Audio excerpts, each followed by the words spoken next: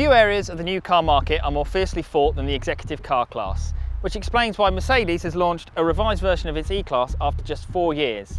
However, it's not the only premium brand big hitter with a revised model out, because BMW has just pulled the wraps off its new 5 Series. Or at least, it claims it has, because this one looks, well, exactly like the old one. Okay, so there have been some minor changes, including tweaked headlamps, reprofiled bumpers and a range of new paint colours. There have been even fewer changes to the classy and beautifully built cabin. In fact, apart from the option of a new, larger iDrive controller, you could be sitting in the old car. And as before, there's a 520 litre boot, that's 20 litres less than Mercedes, plus you have to pay an extra £420 for a split fold rear seat.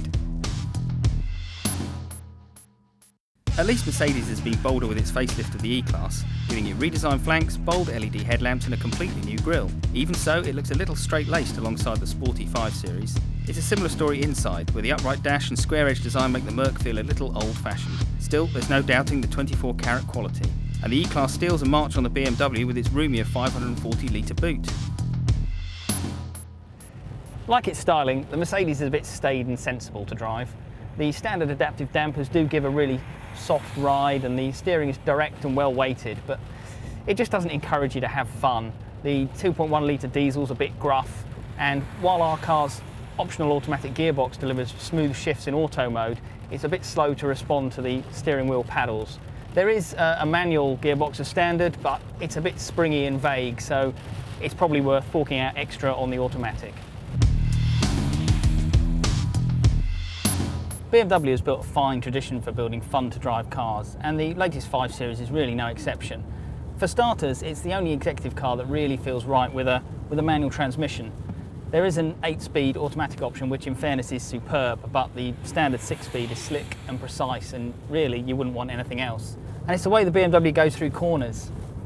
It's beautifully balanced rear-wheel drive handling, direct steering that's well weighted, and even this 520D, well, it can be a bit of a hooligan as well if you want. But most of the time, it's the refinement that impresses.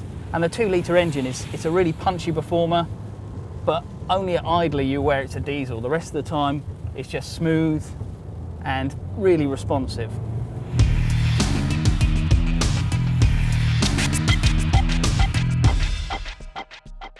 Driving impressions are all very well, but ultimately both the BMW and the Mercedes are going to be chosen as company cars. So it comes down to the bottom line. And well, there's very little between them.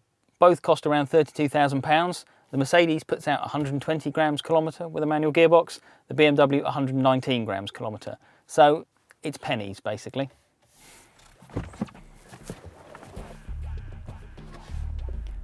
Okay, so your fleet manager is pushing you for a decision. Mercedes or BMW?